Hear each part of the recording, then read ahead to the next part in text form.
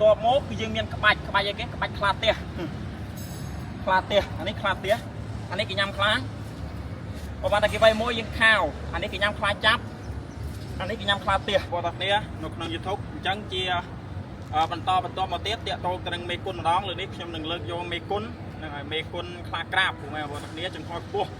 ចំហតែពិតទាំងអស់មាន3តែខ្ញុំលើកយកតែចំហខ្ពស់ទេនឹងមកបង្ហាញជាជូនពួកម៉ែបងប្អូនមើលដើម្បីឲ្យពួកម៉ែបងប្អូនឆាប់យល់ហើយនឹងឆាប់ហាត់តាមសម្រាប់ពួកម៉ែបងប្អូនដែលថាស្រឡាញ់ក្បាច់គុនកាត់ស្រូលនៅក្នុងការហាត់តាមអញ្ចឹងណាពួកម៉ែបងប្អូនពីព្រោះ3ចំហនេះអត់ស្រូលធ្វើទេខ្ញុំឃើញថាមានតែចំហខ្ពស់មួយទេដែលពួកម៉ែបងប្អូនអាចទទួលយកបានបើចំហទៀតចំហកដាលហ្នឹងគឺពួកម៉ែបងប្អូនពិបាកហាត់ទៅទៀតអញ្ចឹងតោះសូមពួកម៉ែបងប្អូនទស្សនាដូចតទៅជាមួយនឹងមេគុនខ្លាក្រាបអញ្ចឹងមេគុនខ្លាក្រាបដោយតែកំណត់ដូចគ្នាជាដៃឃុំប៉ាំងអូខេនេះខ្លាក្រាបពួកម៉ែបងប្អូនតោះខ្យល់យើងត្រូវតែមានអានេះគេញ៉ាំខ្លាពួកម៉ែបងប្អូន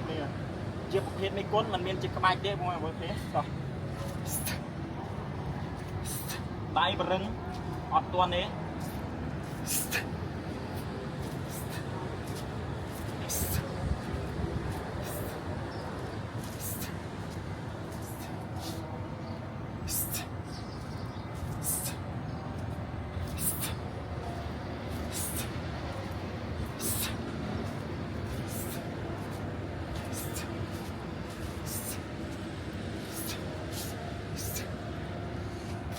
នេះគឺជាមេគុនខ្លាក្រាបមកបងប្អូន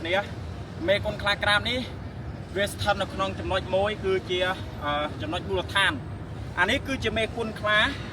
ក្រាបបន្ទាប់មកគឺយើងមានក្បាច់អីគេក្បាច់ខ្លាទៀសអានេះខ្លាទៀសអានេះគេញ៉ាំខ្លាបើបានតែគេវាយមួយយើងខាវអានេះគេញ៉ាំខ្លាចាប់អានេះគេញ៉ាំខ្លាទៀស